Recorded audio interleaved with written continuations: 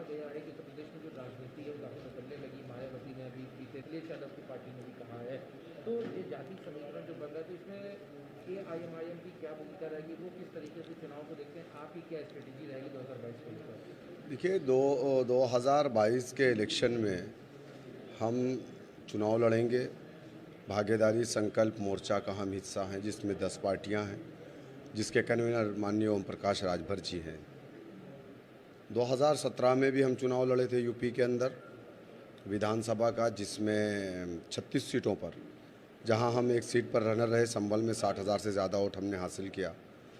बाकी हम 2 सीटों पे हमने थर्ड पोल किया था, 5 लाख वोट हमने हासिल किया था। और जब से मैं 5 सालों से उसमें हमको कामयाबी नहीं मिली, लेकिन मैं संगठन पे काम कर रहा हूँ। जो भी कमी थी हम उसको पूरा करने की कोशिश कर रहे हैं।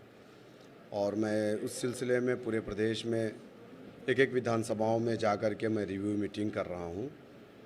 और हमारी कोशिश होगी इंशाल्लाह कि हम इस मर्तबा उत्तर प्रदेश की विधानसभा में अपने उम्मीदवार को जिता करके भेजें। रहेगा जो आपने सवाल किया कि प्रबुद्ध सम्मेलन, तो सर हम कोई प्रबुद्ध सम्मेलन करने नहीं जा रहे हैं। हम तो उनका सम्मेलन करेंगे जिनके घर वालों की लाशें गंगा में तैर रही थी। हम उनका सम्मेलन करेंगे जिनके घर वाले ऑक्सीजन और दवा के बगैर मर गए। हम उनका सम्मेलन करेंगे 2017 में बीजेपी ने जिनसे बड़े बड़े वादे किए थे और एक भी वादे पूरे नहीं किए। हम उनका सम्मेलन करेंगे जिनकी नौकरियां चली गई। हम उनका सम्मेलन करेंगे जिनको नौकरियां नहीं दी गई कह करके। तो हम ऐसे लोगों का सम्मेलन, हम किसी जात विशेष का सम्मेलन करने नहीं जा रहे हैं। एमआईएम पार्टी सभी वर्गों को साथ में लेकर के चलने वाली पार्टी है। एमआईएम पार्टी वंचित समाज की आवाज़ है। हमारे लीडर जनाब बैरिस्टर असदुद्दीन ओवैसी साहब पार्लियामेंट के अंदर तमाम लोगों की, वंचित समाज के लोगों की बात करते हैं। अब वंचित समाज में मुसलमान भी है, पिछड़ा भी है, दलित भी है, फॉरवर्ड भी है, जो अपने अधिकारों से वंचित है। हम उनका सम्मेलन करेंगे।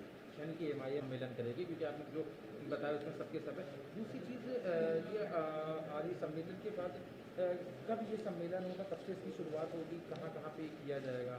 देखिए, इसकी शुरुआत तो हम लोगों ने कर दिया है। आपने देखा होगा कि पिछले महीने में 2-3 मरतबा ओवैसी साहब उत्तर प्रदेश में आए और हमने पूरे प्रदेश में अपने ऑफिस, हमने 4 जोन में बांट दिया है पूरे प्रदेश को। और हम जोन बना करके उसमें हम काम कर रहे हैं। हमारे ऑफिस भी ओपन हो रहे हैं।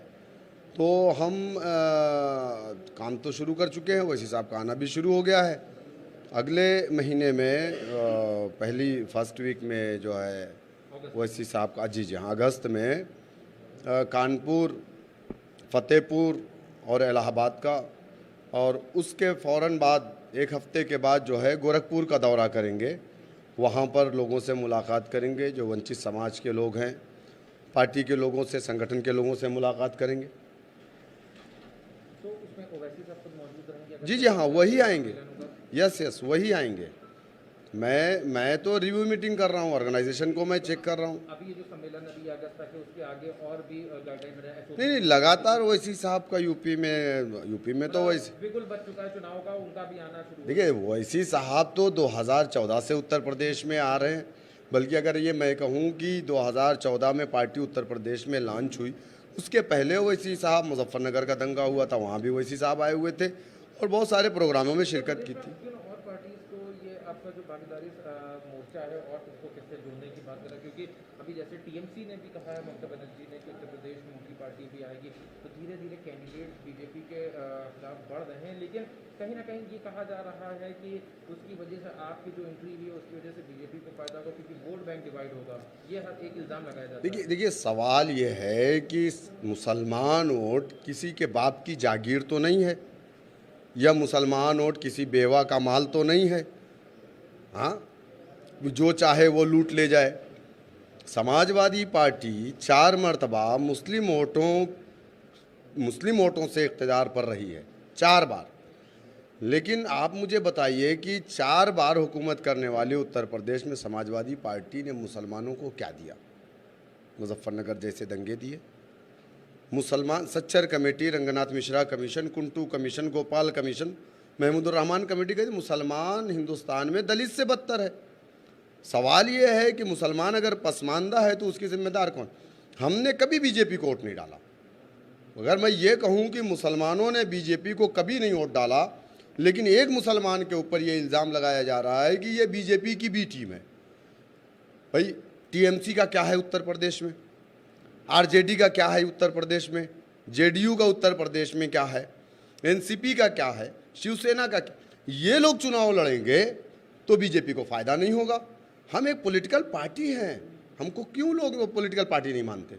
इलेक्शन कमीशन ऑफ इंडिया में हम रजिस्टर्ड हैं, 14 एमएलए हैं हमारे, 2 एमपी हैं हमारे पास। तो हम क्या यहाँ पे पार्टिसिपेट नहीं करेंगे इलेक्शन में? इससे तो हमारा लोकतंत्र मजबूत होगा। दूसरी बात, भागीदारी संकल्प मोर्चा के साथ आपका गठबंधन, आप उसके पार्ट हैं, कितनी सीटों पे एमआईएम उत्तर प्रदेश में चुनाव लड़ने वाली है और क्या रहेगा कि अगर सबके हिसाब से मुख्यमंत्री का चयन, उप मुख्यमंत्री का चयन हो? देखिए, उत्तर प्रदेश में मैंने 100 सीटों को आइडेंटिफाई किया है और मैं उस पर काम भी कर रहा हूँ, लेकिन आखिरी फैसला भागीदारी संकल्प मोर्चा के कन्वीनर और हमारे राष्ट्रीय अध्यक्ष जनाब असदुद्दीन ओवैसी साहब लेंगे। जो भी सीटें हमको अलायंस में मिलेगी उस सीटों पर हम चुनाव लड़ेंगे। भागीदारी संकल्प मोर्चा ये चाहता है और मैं भी ये चाहता हूँ कि उत्तर प्रदेश में बीजेपी को रोकने के लिए सपा अकेले नहीं रोक पाएगी, न ही बसपा रोक पाएगी। सपा बसपा का अलायंस भी बीजेपी को 2019 में नहीं रोक पाया, कांग्रेस समाजवादी का अलायंस बीजेपी को नहीं रोक पाया। मैं ये चाहूँगा कि हमारे दरवाजे सारे दलों के लिए, जो सेकुलर दल हैं, बीजेपी और कांग्रेस को छोड़ करके उनके लिए ओपन है, वो आए और उनका वेलकम है। यानी कि महागठबंधन टाइप की जैसे सरकार, इसके बगैर बीजेपी को कोई नहीं रोक पाएगा। और दूसरी चीज़ कि आप मुझे बताइए कि विपक्ष खामोश है, विपक्ष अपने घरों में बैठा है। आप घर में बैठ करके रूम पॉलिटिक्स करके आप तो नहीं रोक पाएंगे बीजेपी को। उसके लिए सड़कों पे आना पड़ेगा, बीजेपी के खिलाफ सबको एकजुट होना पड़ेगा। एक आखिरी सवाल है, आपने कहा कि 100 ज़्यादा एक्स्ट्रा करिश्मेटिक नहीं है क्योंकि 36 सीटें थी और 2017 में आपकी, उसमें आप नहीं जीत पाए, तो 100 सीट का अगर कर रहे हैं तो किस तरीके? 5 साल हमने काम किया है संगठन पे। उत्तर प्रदेश के 75 ज़िलों में हमारा संगठन है और हम 403 सीटें तो हमारा भागीदारी संकल्प मोर्चा लड़ेगा। ओम प्रकाश राजभर जी ने ऐलान कर दिया है। 100 सीटों को मैंने आइडेंटिफाई किया है, मुस्लिम बाहुल सीट, हम उस पर काम कर रहे हैं। लेकिन ये आखिरी फैसला मोर्चा करेगा कि हमको कितनी सीटें मिलेंगी। हमारा उस पर कोई विवाद नहीं है, जो भी सीटें मिलेंगी हम उस पर लड़ेंगे। ये पिछले 2017 में देखा गया था कि ये यूपी वेस्ट की जो मुस्लिम डोमिनेटेड बेल्ट है, वहाँ पे समाजवादी की अच्छी सीटें थी और मतलब कैंडिडेट बताया जा रहा था कि मजबूत थे, लेकिन एमआईएम वहाँ पे आई जिसकी वजह से वोट बैंक डिवाइड हुआ और बीजेपी को उसका फायदा मिला। 2019 में हम पार्लियामेंट की एक सीट उत्तर प्रदेश में नहीं लड़े। पूरे इंडिया में 543 में हम 3 सीट पे अपने कैंडिडेट खड़ा किए। 2,14,000 से हमारे राष्ट्रीय अध्यक्ष जी जीत करके आए, बीजेपी को हरा करके आए। 22 साल बाद हमने औरंगाबाद की सीट शिवसेना से छीना, इम्तियाज़ जलील साहब जीत करके आए। हम बिहार के अंदर किशनगंज में हमारे प्रदेश अध्यक्ष अख्तरुल ईमान साहब, वो 3 लाख वोट पाए, लेकिन पूरे बिहार में एक सीट कांग्रेस जीती और वो सीट किशनगंज की थी जिस सीट पर हम लड़े। हम कहाँ, हरियाणा में हम चुनाव नहीं लड़े, मध्य प्रदेश में हम चुनाव नहीं लड़े, राजस्थान में हम चुनाव नहीं लड़े, दिल्ली में हम चुनाव नहीं लड़े, तो फिर ये गोवा में हम चुनाव नहीं लड़े, मणिपुर में नहीं लड़े, मिजोरम में नहीं लड़े। वहाँ पे नहीं, यहाँ पे समाजवादी की वो सीटें मजबूत थी, उसको आप इस समाजवादी पार्टी 2019 में क्यों 5 सीट जीती भाई? हमने तो सेकुलर दलों को सपोर्ट किया था, हमने तो हमारे वोटर को कहा था, हमने कहा कि बीजेपी को छोड़ करके जो चुनाव, बीजेपी को सबसे ज़्यादा फायदा अगर कोई दल पहुंचा रहा है उत्तर प्रदेश में तो उस दल का नाम कांग्रेस पार्टी है। कांग्रेस पार्टी डूबता हुआ जहाज है। 2019 में आप रिकॉर्ड उठा करके देख लीजिए कि कांग्रेस की वजह से बीजेपी ज़्यादा सीटें जीत करके आई। कांग्रेस से कोई अलायंस करने को इसलिए नहीं तैयार है कि कांग्रेस के जहाज़ पे जो बैठा वो डूब गया। भाई तेजस्वी को डुबा दिया उन्होंने, 35 साल हुकूमत करने वाली लेफ्ट को डुबा दिया, 0 सीट पर आ गई वेस्ट बंगाल के अंदर। तो कांग्रेस डूबता हुआ जहाज़ है, कांग्रेस के साथ इसलिए हम अलायंस नहीं। अब कांग्रेस ही बीजेपी को फायदा, और अगर मैं ये कहूँ गलत ना होगा कि कांग्रेस ही बीजेपी और बीजेपी ही कांग्रेस है। आप देख लीजिए, मैं 100 एमपी का नाम बता दूंगा आपको जो इस वक्त कांग्रेस में है, कांग्रेस के बीजेपी में 100 एमपी का नाम बता दूंगा। भाई माधव सिंधिया कौन थे, जितिन प्रसाद कौन थे, जगदम्बिका पाल कौन था, ये कहाँ के प्रोडक्ट हैं? तो मतलब ये हुआ कि नागपुर से दोनों लोग हैंडल होते हैं, दोनों लोगों का हेडक्वार्टर नागपुर में है, कांग्रेस हो या बीजेपी हो।